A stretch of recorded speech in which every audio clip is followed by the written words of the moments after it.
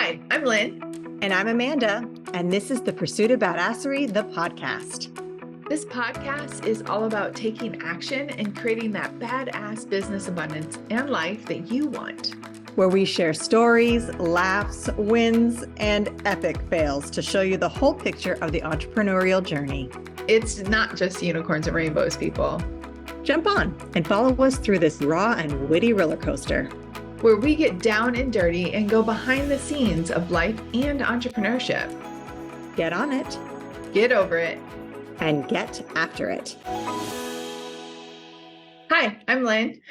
And I'm Amanda. Welcome to the Pursuit of Badasserie, the podcast. Today, we've made a little bit of a switch. We've been talking about sales for what probably seems to us like years, but it's probably only been a couple of weeks in the real world. We love talking about sales. We could talk about it all day long, but we are switching today to a little bit different side of entrepreneurship and business. And we're going to talk about leadership, specifically authentic leadership. And this is a really important part of how Lynn and I perceive our roles within our businesses. And it's been kind of a shift that we've seen in the last several years about other people also embracing this idea of authentic leadership.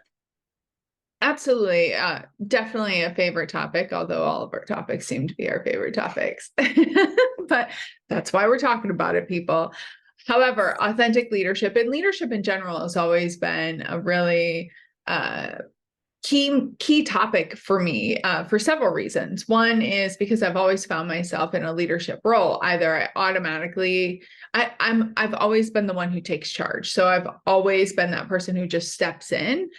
And also, I've never believed I was a leader until very recently in my lifespan. So it's been this really interesting dynamic of, even though I had a position of leadership or I naturally led, finding out what that meant to me and like owning the true leadership styles that I had was really important. And I think that one of the reasons, not just because of my past and my history of trauma and like not being supported, etc. But another reason why I didn't really feel like I was a leader in those roles is because we didn't have the term authentic leader. People really, there was only one type of leader, at least in the West, in the US, and that was somebody who ruled with an iron fist and just really pushed people forward. But there is some aspects to that can be okay, but seated in the authentic leadership seat feels really right. The thing is, though, is we really need to define what authenticity means, because that has become such an overused, bastardized word that it really has. I don't want you to be turned off by the fact that that is a bastardized word, because there is beautiful meaning to that word being authentic and authenticity. Yes, it's kind of been this new buzzword for sure. I feel like I've heard the term, like, just be your authentic self, be, organically yourself, and it is way overused, very much so. However, I do definitely feel, at least for me in my personal entrepreneurial journey, the last 20 years, the way I've shifted as a leader has changed dramatically. And it really is around that idea of authenticity in your leadership, because definitely in the beginning of the times, I was leading by bulldozing. It's my way or the highway. We're just going to do it this way. This is the best way. I will readily admit to my roots of that traditional hardcore boss who just like, this is what you're going to do what I say. I definitely did that for years and years and years. And it slowly progressed, probably too slowly, progressed into really understanding what it means to lead people through a joint vision and leading people through understanding their strengths and playing to their strengths, not necessarily making it all about your own strengths and your own journey. And then understanding that 2 + 2 is 4, but so is 1 + 3. And there are other ways to get where 0 + 4. There's more than one way. So that has really led to understanding that the authenticity that I believe in leadership is being authentic, not just to yourself, but to your team, to your vision, to your values, to your goals. It's more than just the one person, because true leadership isn't about the one person. It's about the entire team being led and being taken care of and being inspired and driven by one person or a team of people, depending. But it's definitely, leadership isn't about the one person. Absolutely. There's so many like quotes and like sayings and like podcasts and YouTube videos I have going in my head about that. And one of my favorite is Simon Sinek talks about this. And I'll never forget when this first came out and like kind of where I was at and having a discussion around this. But he says, there are those that lead and they're leaders, right? So those that lead really are not coming from a position of power. They're down there with the people, and you have leaders all amongst all of us. And then you have the leaders who are put in a position of power who a lot of times haven't earned it in the way. Sometimes they've earned it. I'm not taking that away. However, they're not doing for the people. It's really interesting dynamic. Actually, when I first saw that video, the Simon Sinek video, I was going to a conference, a Lions conference with my really good girlfriend in Hawaii. And we're president and VP of the Lions Club. And it was a leadership event. And we were talking about leadership. And this military man stood up and he was like, if I'm a president, people need to follow me, blah, blah, blah. And it was really interesting. And this is nothing against the military. My ex-husband's military, my lots of family members. And the thing is that, yes, that was like the old school thought. However, I don't have to respect you. I don't have to follow you if you're not doing what needs to be done. I mean, if I'm definitely a rule follower. So if I'm in a position where I need to follow that individual, I will, because I had to. But that doesn't make you a good leader. That doesn't make you someone who leads.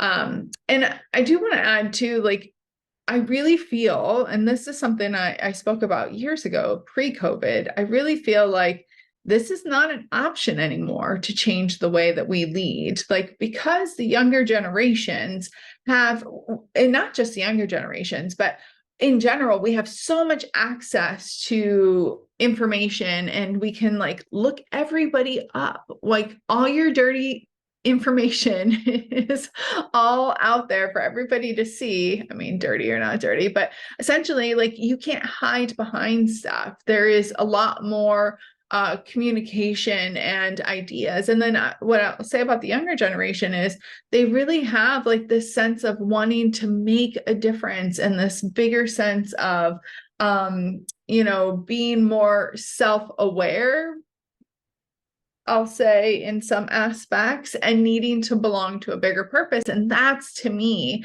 what an authentic leader is. Like, it's living by your morals and standing by them, and creating a culture and an environment where that is known and able to follow. It is about self-awareness.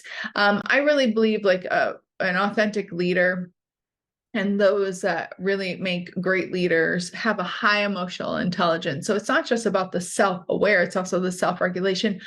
But even more importantly, it's about the interaction with others and having that empathy, and like being able to allow space, safe space for dialogue, regardless of what your opinion is. Or, like Amanda said earlier, there's not one way to fix a problem, especially nowadays. I don't even think back then there was, but especially with all the tools that we have at hand and all the possibilities and potential that there is, like, that is the ability to be able to thrive. Great communication skills. And one thing, and I don't know if Amanda's mentioned this, and this is something that I feel that is still being brought in, but we are seeing more and more of it. Amanda might cringe at me saying this word, but being vulnerable, like showing that side, which has a positive and a negative side. And I can share some stories after Amanda gives her feedback about that. But it is an important part of being that true leader in today's age, having that vulnerability. Yes, vulnerability is it's a buzzword that Lynn knows that I hate so much, and that's just because I don't like it. And it's not that I don't recognize that leadership does need it in some aspects, and I have done it. I've done it. That's why I have been vulnerable. It's the worst. I don't like it personally, but it is something that I feel like if you have a strong emotional intelligence, you can display it in a different way. And I struggle with that a lot as a leader, because I do not like I've been very much business is business, personal is personal. And there's something that you said that, like, being empathetic, being aware, being able to understand and be vulnerable. The one thing that has translated for me differently than a lot of people have is that I still believe that regardless of that need to be vulnerable, need to understand people, need to empathize, I still believe business is business. I still believe personal is personal. So for all the people out there who feel like you have to be super nice to everybody, saying be a jerk that's to not what everybody. I'm saying. And I just want to be clear, because I know that can be misinterpreted. I know that can be Yes. misinterpreted, which is why I wanted to bring it up, because I know the way you feel about this, Lynn, but I wanted to clarify something, that just because you're being empathetic and just because you're understanding people's emotions and you yourself are emotionally intelligent does not mean that you need to kowtow to everybody's feelings and emotions in every moment of your business. Not You at are all. still the leader. You still need to keep that definite line of business and business, personal, personal. And you can still be a nice person and a genuine leader and be authentic and understand people's emotions and feelings and backgrounds and histories and behavioral styles, etc. And sometimes you still have to be the bad guy, and that's okay too. So I just wanted to address it, because the way you said it, and I know the way you meant it. Yeah. No, and I have to appreciate that. feel that. And here's the thing, what I'll say about that is that exact thing is why systems and structures and consistency is important. And, because then you have, if you are that leader who has the empathy and who is a bit more vulnerable, and I do want to add to what I said about vulnerability, because I think this is important, and I'm glad that you brought it up.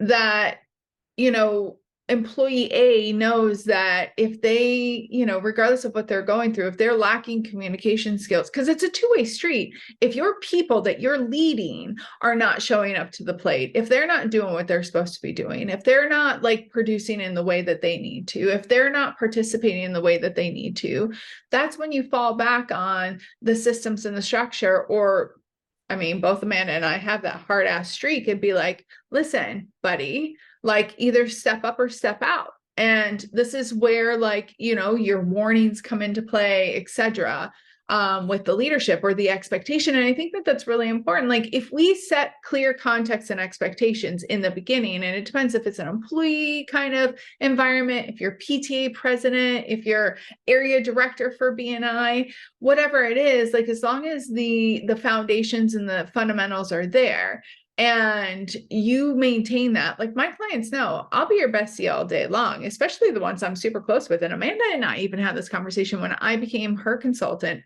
/ coach, is like, listen, we're going to be great girlfriends, but when I'm your coach, I'm your coach. There's no if and buts about that. And I think that that's really important, is being able to like show both those sides. And I will say, with vulnerability, to add to what Amanda said, what I mean by vulnerability too is not like having the pity me and like the, oh, I'm going to be crying, I'm going to be doing this and that. It is, and it's different layers depending on the individual. It's just showing the compassion and being able to say, you know what? And I know Amanda very well, and Amanda has been vulnerable when there's times to be vulnerable in her way, to say, you know what? I've struggled with imposter syndrome too. Or, you know what? I've had this happen. Same with me. My level of vulnerability might be slightly different because of the work that I've put in, because of the type of person that I am, because of what I believe and how I approach life. And that doesn't make it better or worse than how Amanda does it. That vulnerability is a certain layer, and you're not going to be out sharing all of your, and that's also comes with transparency, which we didn't even bring in, but transparency coupled with vulnerability, that doesn't mean you share all your business. It means that you have that side to you when it is necessary. You use that skill set, when it is necessary, to be able to see your people as people and not as numbers, right? To have that communication in a connective way and not communicating to someone, like, because that just doesn't fly anymore, especially with the younger generations. And this is not pointing fingers at them. They need to be able to hear. We need to, and I would say even the older generations, because of all the simulation and stuff, we lack communication skills. as a human race, especially in the Western world, especially in the US, because we feel our opinion is the only opinion that matters. And that is not leadership. And people, regardless if you are in a position of power or not, someone is looking up to you. That makes you a leader to someone. Absolutely. Leadership is not just the person who owns the company. It is not just your direct manager. It's so much more than that. And if you're doing your job right, in my opinion, as a leader, as for me, as a business owner, as you know, the CEO, whatever you want, title you want to give me for whichever business you're looking at. If I'm doing my job right, I'm really barely ever being spoken to because I have set up teams of leadership who are inspiring in themselves, and they are leading their teams, and then their teams are leading their people. Even it's so it trickles down that everybody is in a position of leadership and is in a position where they feel heard and understood and validated and valued in their position. And it's not just me standing over everybody and being like, do as I say, I am the overlord, and you would respect me simply because I have these letters after my name. So ideally, and when I say like nobody ever talks to me, I don't mean that literally. I just mean that it's a systemized, well-run program where I don't have to micromanage people. I'm not there to be the boss overseeing you. I'm there to lead and to inspire into the vision and to be big picture. I'm not there to tell you like how to cross your T's. That's not what my leadership is or should be. So when you have this idea of leadership being more than just the person who owns the business, it gives you this power to create these teams that are excited to come to work every day, that are excited to push your product or service forward, that really feel like it's part of them and they feel empowered and they feel the vision, they see the vision and they carry it forward just as much as you do. And that comes from leadership, and it comes from the inspiration, and it comes from more than just signing your name on the paycheck. Absolutely. There's so many, again, quotes and different phrases about people will not quit because of the job. They'll quit because of the boss. The same as the opposite. People will not stay because you pay them more money. They stay because of the environment and because of the leaders. I mean, the money does help. And however, I can tell you, especially when I started my alarm company, I can remember like techs and my techs, and I kind of treated them the same way that I treated my kids, like in a respectful way, that I wanted them to be more, do more, see more as well. Like, so I try to empower them to be like, you know, be the best that they could be and to strive for more. And you know what?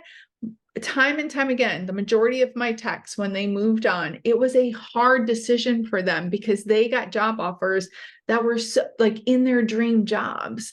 It wasn't because of I was a bad leader. It wasn't because the company was a bad environment. It was because they blossomed into these beautiful human beings, more than, you know, more into that beautiful human being that they were. And this opportunity opened up. And I can remember them coming to me time and time again, and them having like an emotional conversation to be like, Lynn, I don't want to leave. It's not because of you. And I'm like, babe, I get it. Like, I want you to succeed. And to me, that is what a true leader is. They're not looking from a scarcity lens. They're looking to empower and build those individuals. And the thing is you have to do that through other skill sets. You have to create the environment, and there needs to be structure and consistency around that, because otherwise it is a free for all. People thrive in structure. Structure creates freedom. Even in these visionary and these authentic leadership styles, structure is important because it gives us the playground to play. It gives us the rule book to play upon, to be able to have the freedom to express what we need to express. And I think that that's really important, some of the points that you brought up, Amanda. Well, thank you. And what you're talking about, your employees not wanting to leave, it reminds me actually of the very first job that I ever, well, not the very first job, but the job that was my last job before I became an entrepreneur. I left not because I loved the job. I loved the job. I loved 90% of my coworkers. I did not like the boss. And the boss was the reason that I left. And I actually hesitated leaving because I really loved my manager. So I didn't like my boss, but my direct manager was amazing. And I still reach out to her. She is fantastic. And she pushed me and challenged me, and she was amazing. And I loved many of my coworkers. I still speak with these people. I still work with them, and we refer business to each other literally after 20 years. And I quit that job. I did not like the boss. And so that whole section, I loved the job, loved most of the people, but the boss made all the difference. And I think that's a really big sign. I mean, yay, I was an entrepreneur now. However, that was the catalyst for it. And then flash forward to, I guess, 15 years into my entrepreneurship, I had many employees who ended up opening up their own facilities, and like, they come to me and they're afraid I'm going to retaliate. I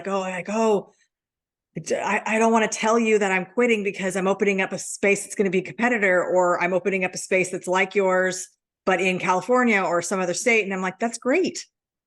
Like, I wanted all of my people, because I only hired good people. So I want them to be so good that they outgrow me as an owner and they want to make their own space. Like, again, like what you were saying, it's all about, it's not in a scarcity mode, it's abundance. We all go up together.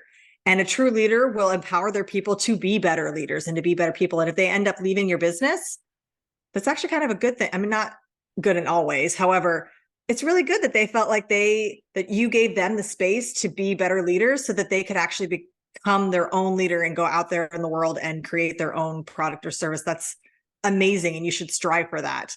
I'm not saying you want to obviously weed out all your people. However, that's really great that you've given them that space and that power to do that for themselves. Yeah, absolutely. I mean, I think it's the nature of the beast in some classifications more than others, in some professions more than others.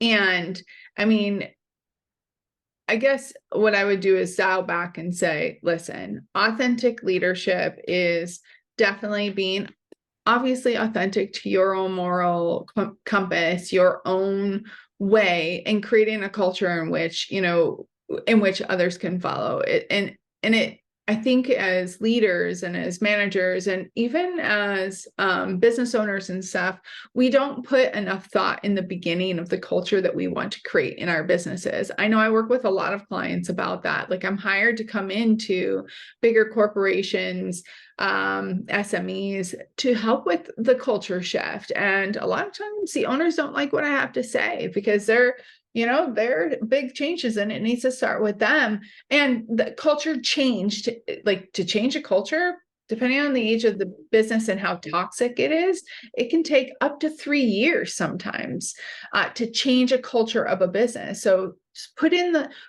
the idea, start making those subtle changes now in your leadership style to create that space of culture, because your leadership style will directly affect the culture. And I'll give you an example, and I don't know, Amanda, if you saw this when you were an employee, but if you had a boss that you did not like, and let's say they were just a bad owner boss, right? In general, and then you had a manager who was the opposite and who was holding things together, like, that creates a disruption in the culture because you have a yin yang situation. And yeah, some people might like this person more, but because the two, and this happened with me when I became COO of the company, I really did like the CEO and I did want it to go far. However, as time went on, it became more and more evident that we did not align in leadership and in belief, and it became disrupted to our franchisees. And it was not a healthy environment, which is why I backed away, which is why I stepped down. And I think that that's really important as a leader. And I was in entrepreneur.com in an article about this, talking about this. Like, I think even being an authentic leader is also knowing when to step back and step down. Sometimes it's not our position to lead anymore. We need to lead from the background or be a part of the background. And because if that is a disruption, if you have different leaders, or if you're being the disruptor in it and not in a healthy way, then really, are you being a good leader? Are you being an authentic leader? Unless that's what you want. Like, if that's your intention, I don't know why you're listening to our damn podcast in the first place, if you're just a horrible person. But if you are, kudos to you. You can talk smack all you want about this particular podcast. But at the end of the day, if you're a good person and want good things, and if you want to actually survive as a business owner, we do have to lean more into what Amanda and I spoke about, with the transparency, with the vulnerability, with the higher emotional intelligence, with the self-aware, leading from morals and values and vision, and really working on our communication skills, creating that culture of all of the above. Yes, absolutely. And we know we're at time. We could talk about leadership all day long, just like we could talk about everything. We could literally talk forever. Why we have a podcast. I know. We're just talking. That's what we do. We love it. Action items. We want you to, as always, take a deep dive. Look at yourself first before you start pointing fingers at team members. It's always leadership first. So if things aren't working, check yourself first. Check yourself before you wreck yourself in your business. Absolutely. Till next time, everybody. Get after it. All right, everyone. It's not enough to just listen. Now you've got to put it into action. We are so excited to see what you do next. If you enjoyed our show, please leave us a review on iTunes. And to find out more about what we're doing, visit us at thepursuitofbadasserie.com.